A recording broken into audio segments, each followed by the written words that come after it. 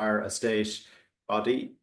We are a state body under the aegis of the Department of Housing, Local Government and Heritage. Those are our offices there just off Merrion Square. We work with the department, with local authorities, city and county councils, with approved housing bodies and stakeholders like the professional bodies and others in the sector. And we've just launched our statement of strategy for 2025 onwards, 5-year strategy. And our purpose is to accelerate housing supply in partnership with our key stakeholders by providing our expertise, support and resources to deliver high quality homes in vibrant communities. So that's a little bit about the agency.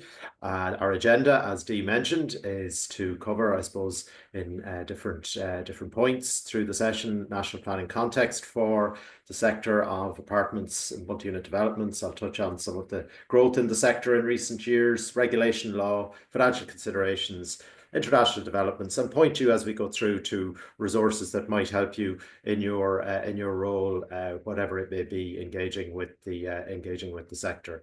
But before we do that, a little bit of scene setting about what exactly is a multi-unit development. It's a, I suppose, slightly jargonistic phrase, but it essentially is an estate, housing or apartment development where there are shared spaces and shared services and managed areas. And on the screen here, we've tried to depict really all the in a succinct fashion as we can, the various actors, the dramatis personae, if you like, in a multi-unit development or in a managed estate. So in the salmon-coloured or orange box in the middle, you have the owner's management company, which owns the common areas of the estate, be it an apartment block, be it the underground car parks, the lifts, the roofs, the gardens, whatever the shared spaces are in the estate. The OMC is made up of the members who are either typically owner-occupiers or investors, landlords. And in the landlord space, the investor landlord space, it's much more complicated than it was a few years ago. We now have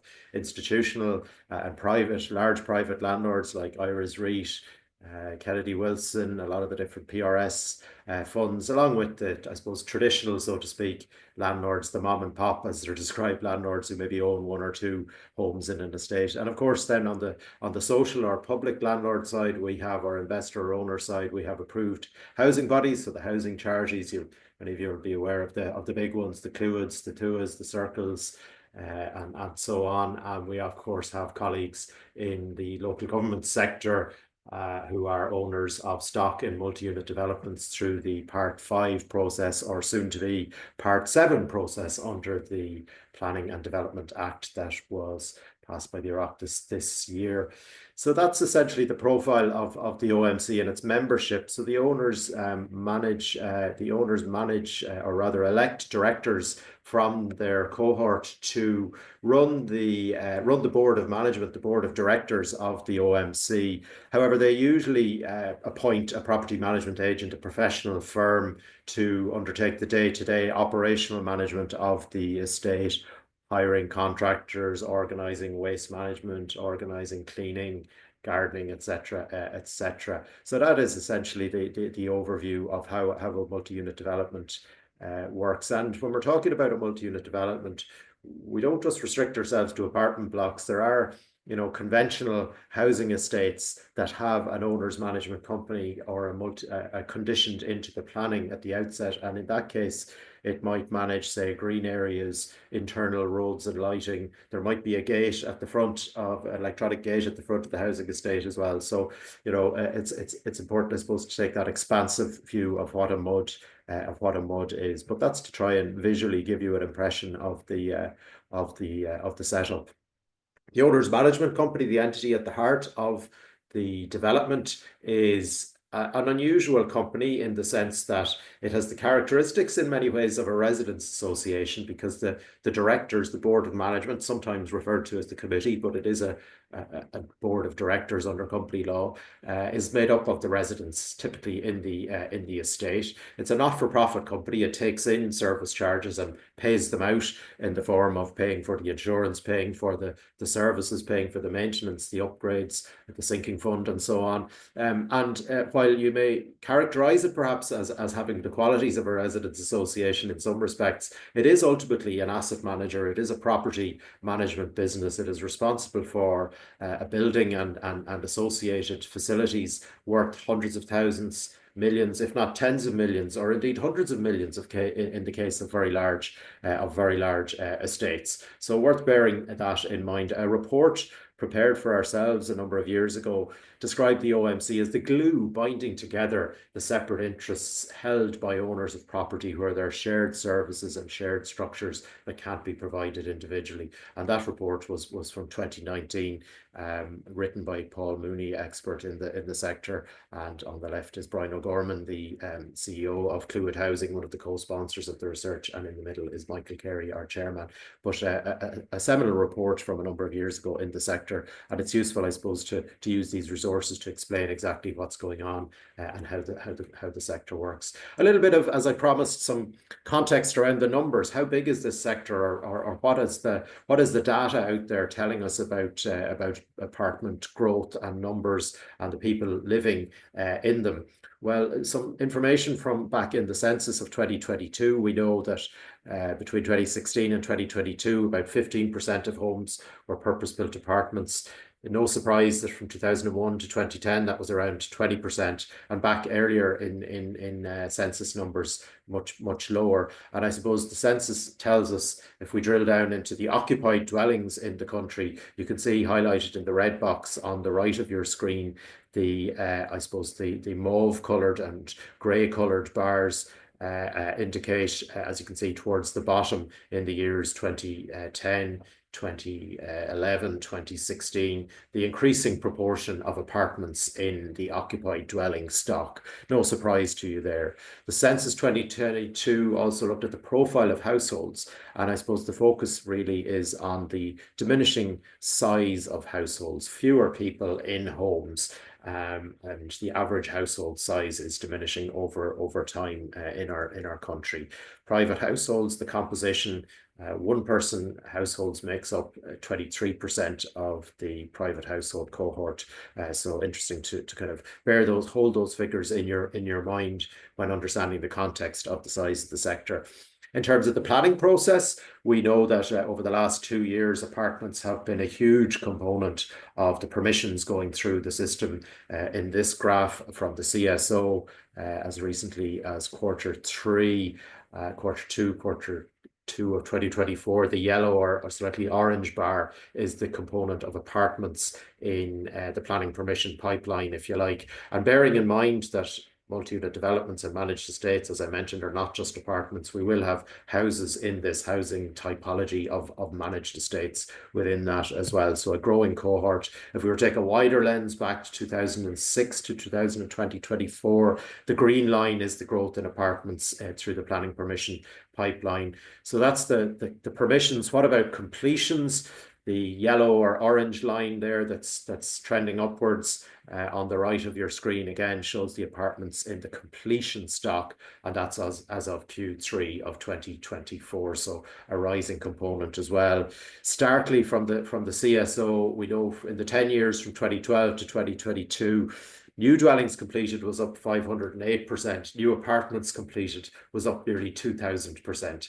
So again, you can see the huge increase, and reflected again in the 2023 figures, the total outturn to completions for 2023, nearly 12,000 apartments completed in the country, up 30% from the previous year. 72% of completions in Dublin were apartments, 36% of completions nationally were apartments, and 78% of all apartment completions were in Dublin. So you can get the sense, you'll know it anecdotally from driving around the city, those of you in the greater Dublin area, of the growth in the sector in that respect.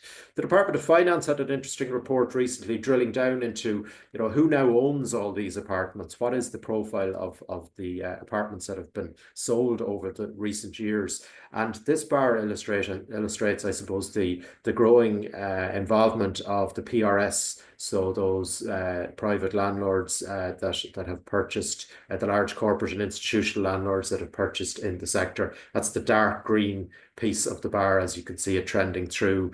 The next lighter green, the smaller numbers, are really just buy to sell, so probably owner occupied occupiers, and you can see that that cohort has remained, I suppose, consistently at quite a low level throughout the years, because in 2017 there were about 800 of them, and 2023 8 or 900. But the big growth in ownership in apartments that have been completed in the country is in that PRS, institutional commercial landlord, and then the top piece of the bar, the lighter green again, is approved housing bodies. So they are the big purchaser otherwise in apartment stock, according to the Department of Finance report as well. I've included a link into the report there for you.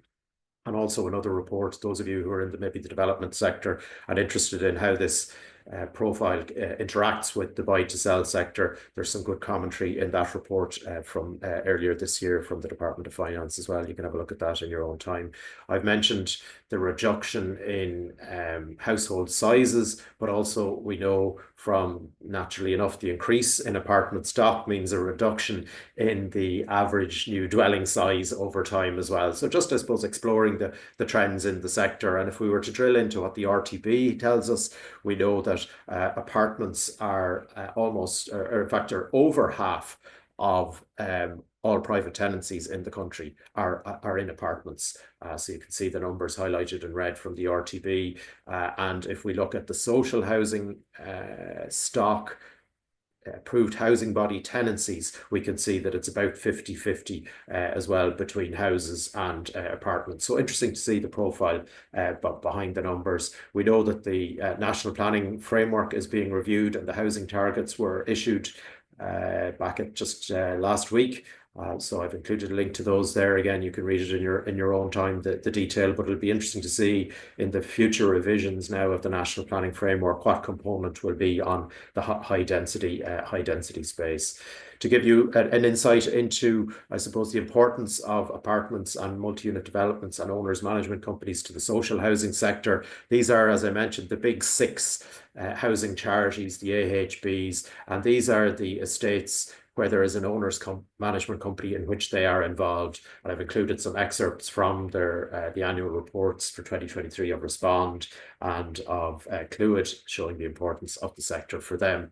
If we look at Ira's REIT, they in 2023 were involved in over 30 OMCs around the country, mainly Cork and Dublin, it should be said, and they paid nearly 10 million in service charges to these companies, to these OMCs in which they are involved. So again, scene setting, explaining the size of the sector. A lot of the challenges that we know in the sector, you'll be familiar with them from the media coverage over the last number of years. Service charges, sinking funds. You know, I use this example to explain, I suppose, in a housing estate or in a multi-unit development where people don't pay their service charges, the owner's management company becomes underfunded, couldn't pay the waste management bills, and so that's what happened. It's an extreme example, but it illustrates that in a development where we have public tenants, private tenants, owner occupiers, all the rest of it, when the owner's management company at the heart of it doesn't work, things go wrong and it affects everyone. So, you know, it is such an important entity in the running and the success of owners management companies. Some of the other topical issues that have occurred over recent years covered in the media around, I suppose, access to amenities and challenges for parking where there's limited space in developments as well. And of course, the big issue of defects in which so many of the members of Engineers Ireland are involved in remediating as well. And we'll come to the detail around that shortly as well. I'm going to touch on nuggets from these pieces of legislation. It will be impossible to cover them in detail in the space we have available to us today, but rest assured I will point you in the direction of resources where you can do deep dives into all of these particular topics. The MUD Act, Companies Act, Property Services Regulation Act, Fire Services, Building Control, Planning and Development Act most recently, and then of course waste management. And I've included in these slides as well, you might want to look at these in your own time. There's been some developments and some change in relation to the management of waste and recycling and waste segregation in apartment developments around the country.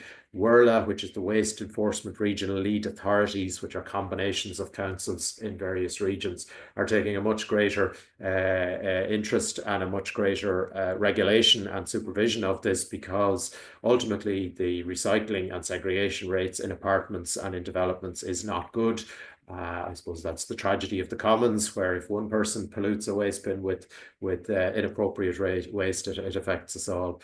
So those slides are available to you to maybe look at your own time, because they discuss the detail of what householders in MUDs should be doing, what waste collectors should be doing, and how to improve segregation practices, and what WIRLA are doing and what local authorities are doing around enforcement of bylaws in the areas of their administration. So you can maybe check that out in your own time. Moving on to finances. Cash is ultimately the lifeblood of any company. And the MUD Act, I'm going to really focus on a couple of high-level issues for you. Section 18 of the Multi-Unit Developments Act focuses on service charges. And I suppose the high-level questions are for estates in which you might be involved, maybe at the outset or later on. Are they budgeting correctly for their needs? Are they tendering? Are they going out to explore value for money in the services they're getting from waste management services, from gardening, from repairs and maintenance, from all the tenders in which they're involved. Energy costs have come to the fore, of course, for all the reasons we know. So there's a greater focus on those in multi-unit developments, and maybe gaining efficiencies. And I will touch on some of the decarbonisation measures and where that's going in the sector. And of course, insurance as well has become a point of focus indeed, in the context of the general increase in insurance premia and the issues around defects in the sector. Just drilling down into that service charge insurance piece, and the setting of rigorous budgets for OMCs.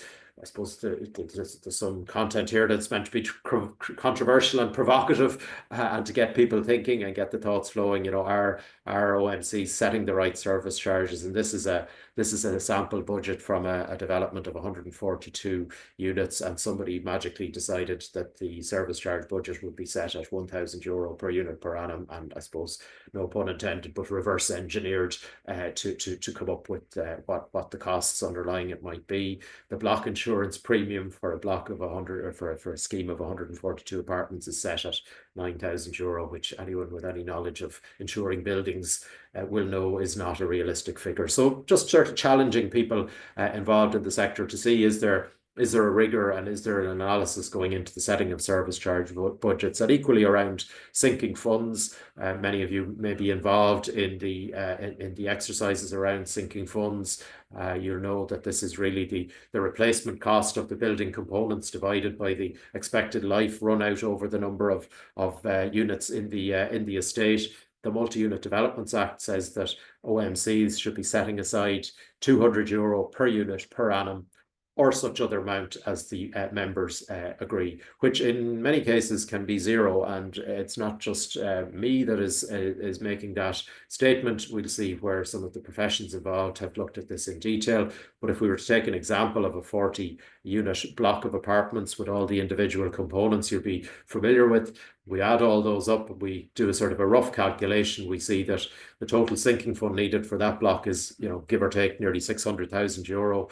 Divide that over 40 years, over say 25, or over 40 units over 25 years, and that's a contribution of about €600 per unit per annum in that estate. So contrast that with what the MUD Act says, and I think you can read between the lines. And this has been said by our colleagues in the Society of Chartered Surveyors in their report in 2018, that really there's a huge under provision in sinking funds, a lack of awareness, a lack of understanding. And the Society has issued a report only in the last number of weeks updating what they looked at in 2018, and the picture is not much better. So the focus really needs to go on directors and agents and those involved in the sector to see, are they actually providing for the long-term replacement of the lifts, the pumps, the flat roofs. The fire safety equipment, of course, is very important.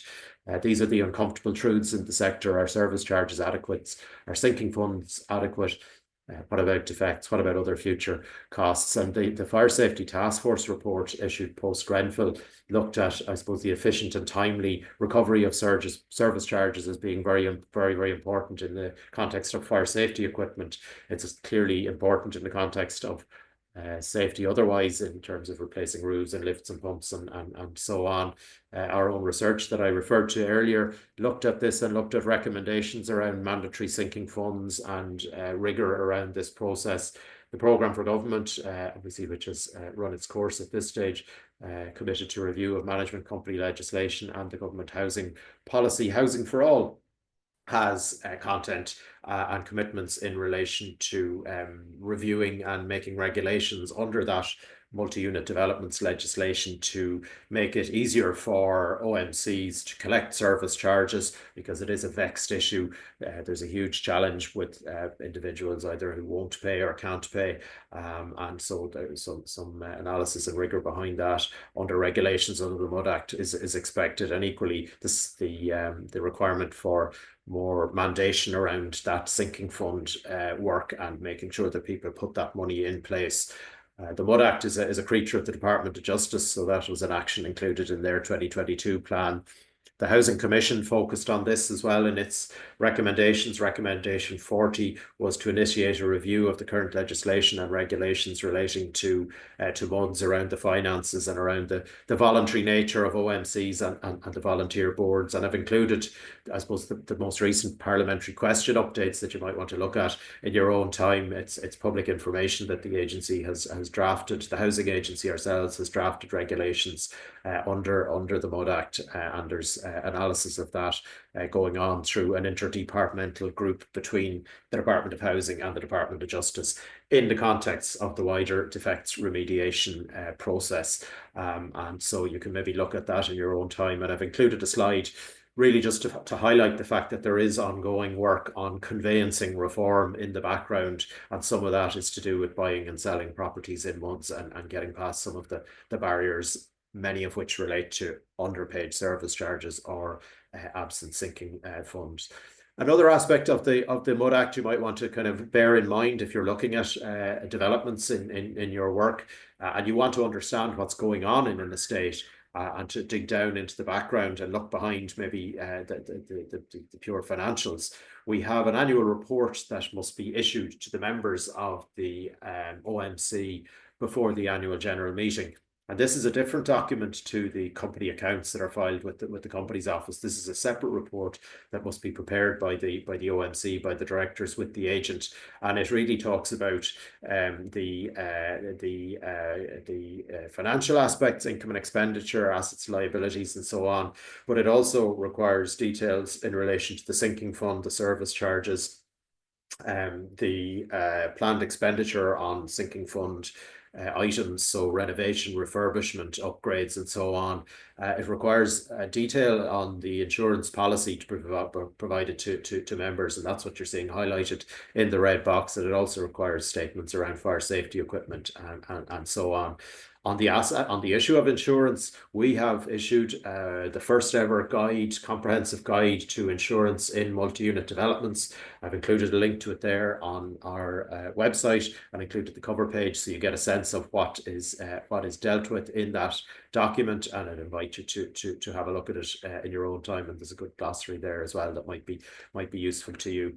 So that's I suppose some context around the Mud Act and the financials, as we promised, in the context of owners management companies. We're focusing on the roles of professionals in the sector, so solicitors, property management agents, and indeed construction professionals, including the members of Engineers Ireland who are here with us, tuned in today. It's worth focusing on the role of lawyers and solicitors in the context of buying and selling properties. So the time to ask the hard questions on buying and selling homes in an estate, in a multi-unit development, is when the solicitors are engaged in answering what's called the requisitions on title documents. So these are basically, in layman's English, the questionnaires that are issued by a purchaser's solicitor to the vendor or to the property management agent for the estate, asking what's going on in the development. Is there a sinking fund? What are the service charges? Is there an insurance claim coming against the estate? So this is the time, I suppose, to deal with that caveat emptor principle, and to ask for the buyer to ask the hard questions, and be aware that there is a process there in the background where they can find out the detail of what's going on in the estate. In terms of property management agents, so these are the people, as I mentioned at the start, who are involved in the day-to-day running of the estate, procuring the services, doing the day-to-day management. They are regulated by the Property Services Regulatory Authority for consumer protection reasons. Property management agents must be licensed and they must adhere to minimum standards under the relevant regulations and legislation, which I've included there. They must work to a code of practice and they have the minimum standards outlined both in statutory instrument, but there is a good plain English guide to those minimum standards available from the Property Services Regulator. There it is, included on the slides with a link and the cover page, and you can see the detail of how agents must work in an estate.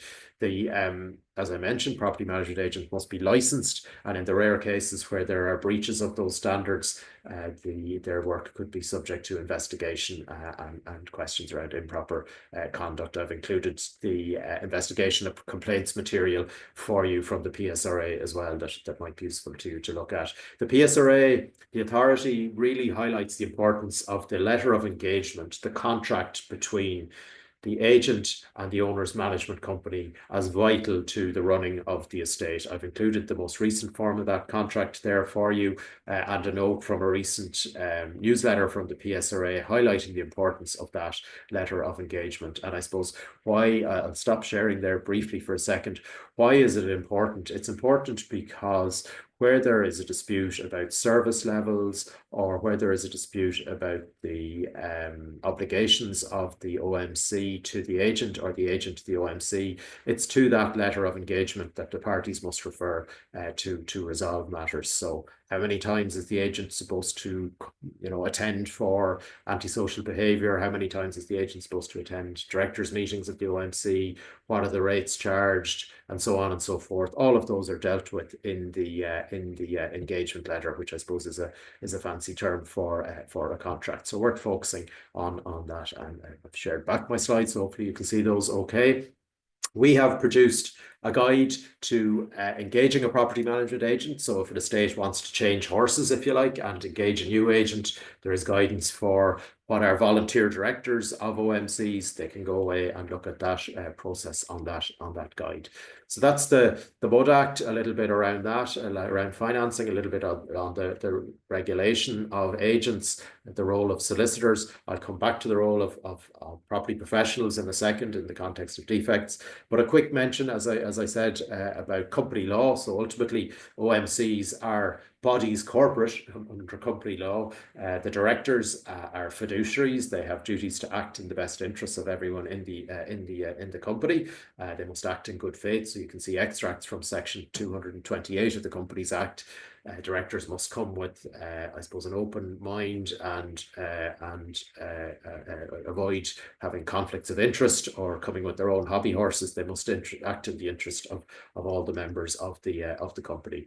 We have produced with my own professional body, Chartered Accountants Ireland, what's called a concise guide for directors. It runs to about 40 pages, but it was as concise as we could make it in trying to cover, directors' duties, how to run a good board, some of the underpinning documentation. We have commentary around finances, cash and debtors, AGMs, outsourcing and dispute resolution. So hopefully that's a good resource for people and available on our website. While I'm on the company law issue, many of you who are involved in the sector will know that company law allowed for virtual or online AGMs under sort of temporary measures under COVID legislation. That is going to become permanent now. Once the company's bill from 2024 is signed by the president and commenced, so it has passed through the Oireachtas, through the Dáil and the Seanad, and that will allow companies to continue with the option, not an obligation, an option to have virtual AGMs, which has seemed to be positive and negative for owners management companies, lots of participation and so on. So useful to see that come through. But it is important to highlight that the legislation requires all attendees to have a reasonable opportunity to participate in the meeting in accordance with the legislation. So I've included that for you as well. Just a quick sort of pit stop on the numbers of OMCs in the country to sort of set the scene around that. We kind of keep in touch with the Companies Office every so often to see the number of new OMCs. So if you're looking, if you want to put your capitalistic business hat on and you're looking for business from OMCs, It's a growing sector, as we know. This year will be a record year since the Mud Act came in 2011. This will be a record year for new OMCs. It should be probably at the current run rate, probably about 220 new companies by the end of the year. So as of this week, there's about 207 have been incorporated, and useful to see that coming through. A little ask: if you're involved as a director of an OMC or involved with its company filings, please tick this box on the Form B1 to identify OMCs. We know the approximate size since the Mud Act came in, because management companies must have the words owners management companies in their names, but for older ones, they don't all have that, and we're trying to get a sense of it. So please tick that box on the form, and there's some guidance from the CRO included there as well. And I have some further guidance on a recent article written, so you can have a look at that in your own time. Other aspects on company law and enforcement, because it is an important area. The Corporate Enforcement Authority, which is the body charged with ensuring that companies obey their obligations under company law, have two case studies in their annual report from last year about OMCs. One wasn't filing its returns with the CRO, and so they contacted the CEA, contacted the directors, and basically told them to get their affairs in order, get their house in order, and they did that. Another issue is access to the register of members, which is, I suppose, almost kind of the electoral register, the list of all the owners in the estate. That is a public document for available to everyone, and GDPR is often thrown up as a reason not to share that document. The Corporate Enforcement Authority makes it clear that document should be shared, because people need to contact each other in the context of voting and electing directors and so on. And so I've included in the slides some material from the Data Protection Commission that may be of interest around that particular issue, and other case studies around, I suppose, the issue of sharing debtors lists and naming and shaming people who haven't paid their service charges, which is, according to the Data Protection Commission, not permissible. So maybe you can look at that in your own time as well. Just to highlight some other, I suppose, some other key documents that might be relevant to understanding what's going on in an estate. The OMC Constitution, which, for those of you who remember, before the Companies Act 2014 came in, was called the Memorandum and Articles of Association. The governing document dealing with voting and appointment of directors and so on is important. We've mentioned the contract with the agent, the letter of engagement. The or main lease between the OMC, the developer, and the individual property owners is a source of rights and obligations between the parties. So, for example, if you want to understand in a MUD who owns the balconies in an apartment block, you go to that head lease, and it will say either the OMC owns the balconies or the individual apartment owner owns the balconies. That's just an example. House rules dealing with the day-to-day conduct of people in developments. So, whether you can have pets or not, avoiding storage of bicycles or furniture and corridors for obvious fire egress reasons, and so on and so forth, covered in the house rules. Does an OMC have a debt collection policy? So has it set out how it will recover its service charges, when it will issue its invoice, when it will send reminders, when it will start charging interest on late or underpaid debt, and when it will go to court? That's something that might be set out in a debt collection policy. And maybe a risk register as well for some of the larger schemes, setting out what are the big threats, weaknesses of the estate, and what need to be kept in mind into the future. Other key title documents are, many of you would be familiar with these, the development agreement originally between the developer and the builder. There could be a management company agreement put in place between the developer and the OMC before everything else came on board in terms of other owners. Ultimately, the common areas, when the developer is finished, the common areas will be transferred to the OMC by way of a deed of transfer of common areas under the Mud Act. Or it could be that there are parts of the estate that will be taken in charge by the local authority, and that will be dealt with in a taking in charge agreement between the OMC and the developer. I've included a link to the Office of the Planning Regulator's guide to taking in charge, and there's content there on MUDs and OMCs that might be of interest to some of you in that space. Mentioning taking in charge, in which many of the profession are involved. Important to note that every local authority has a different different taking in charge policy. Here's the example from Dublin City Council and their code of practice around roads, drains, lights, and so on. Irish Water obviously have an engagement here as well, but just included another example there from Dún Laoghaire County Council that you can take a look at in your own time. And some nuggets otherwise from our colleagues in the OPR. They have some great guides on planning enforcement, on the new large-scale residential development process as well. So worth looking at. And indeed, they have their learning from litigation bulletins, which really deal with the analysis of recent court cases in the planning system. Might be worth a look if you're interested in it. Other aspects of planning law relevant to the sector.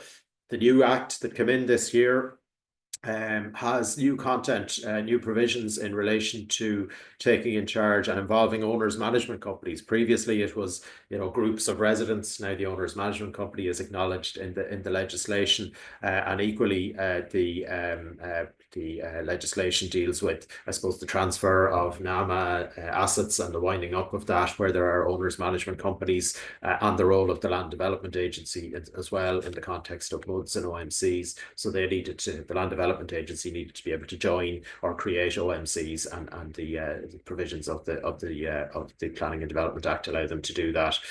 Focusing a little bit more for colleagues in the engineering profession interested in the planning guidelines for local authorities for apartments.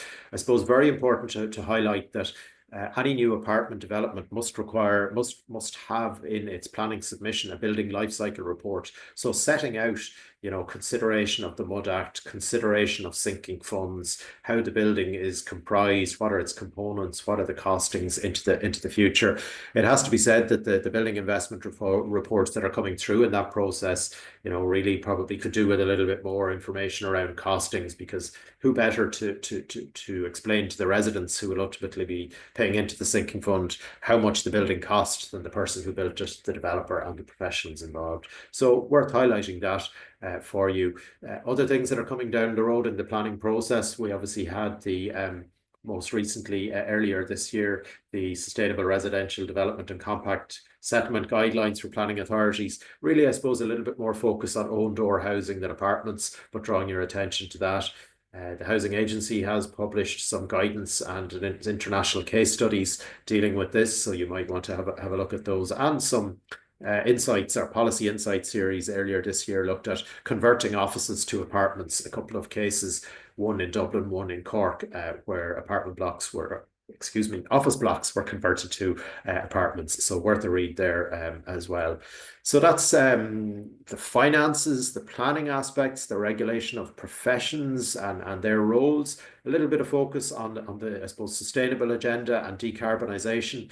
The SEAI is the primary mover in this space, as we all know. So they have an apartment charging grant scheme for developments installing EV chargers in their estates. They give grants for individual apartments. If you want to insulate the internal walls, those are the kind of grants you'll get from the SEAI for individual apartments. If you want to do something big in an estate, for example, maybe solar panels on the roof or replacing conventional lighting with LED, SEAI indicate that their community energy grant scheme is the route for apartment developments and multi-unit developments. And I've included a link there to their application guidelines. We had a webinar, I think it was the end of last year, with colleagues from IRA's REIT, from TUA, talking about the practicalities of implementing these measures in their estates, energy saving in MUDs. That's available on our YouTube channel. So as we know, conventional houses and homeowners in 3-bedroom sort of semi-Ds or detached houses can now get soft loans from the banks for large-scale retrofits, 80, 90,000 euro type or 60, 70,000 type projects. But what about an apartment block where people want to come together? That credit finance is not out there at the moment. So we have research ongoing supported by the European Commission, and so watch this space on that, about ultimately retrofitting, dealing with the barriers to retrofitting and the incentives that are needed for that big piece of work that's going to be needed to hit our targets in the residential retrofitting space. I've also got another piece on the slide there. We are looking at decisions of the Circuit Court under the MUD Act. We want to see how the Multi-Unit Development Act is working. It's 10 or, well, what is it, 14 years, 13, 15 years in process in the courts.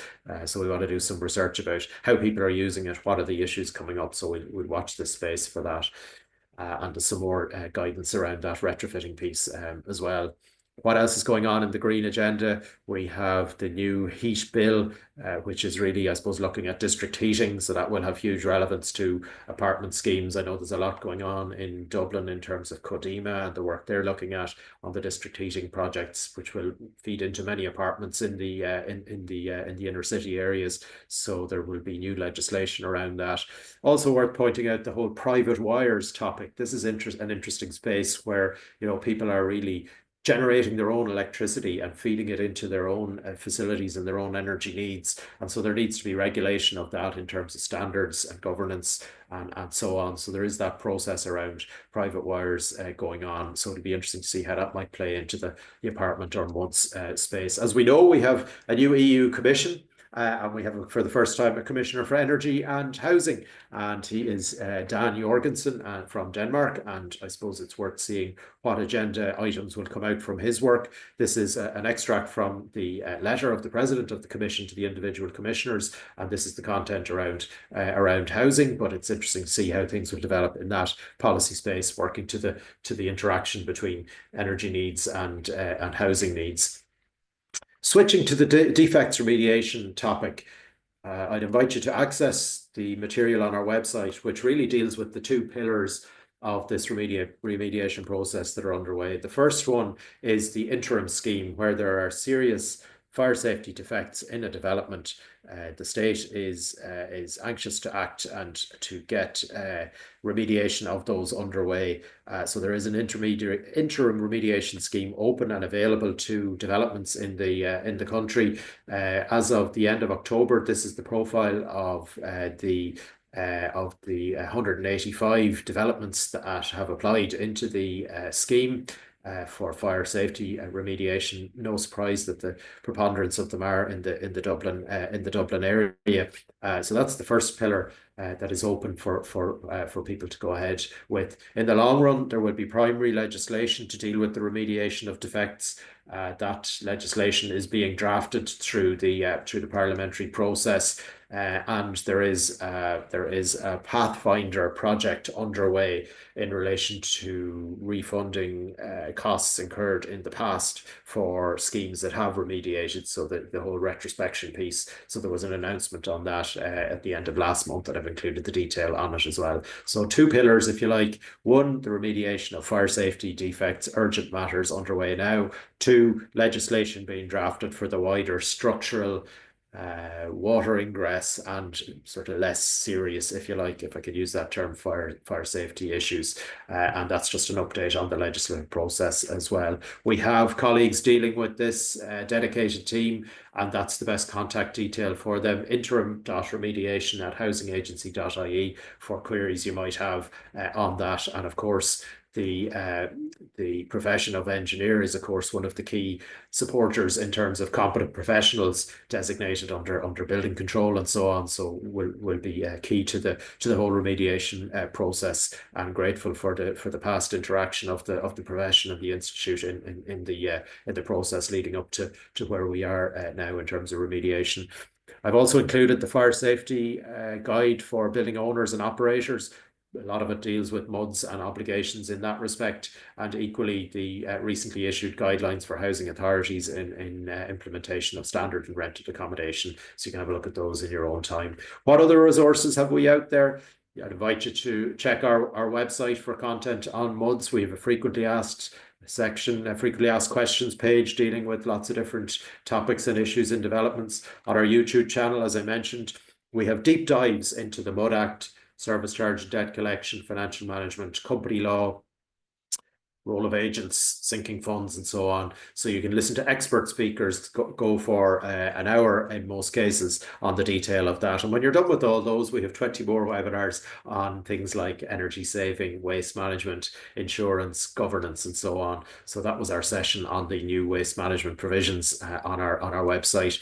The gender balance wasn't great. It was much better on the session with the property regulation colleagues in the PSRA. Maeve Hogan did a session with us on the regulation of property management agents.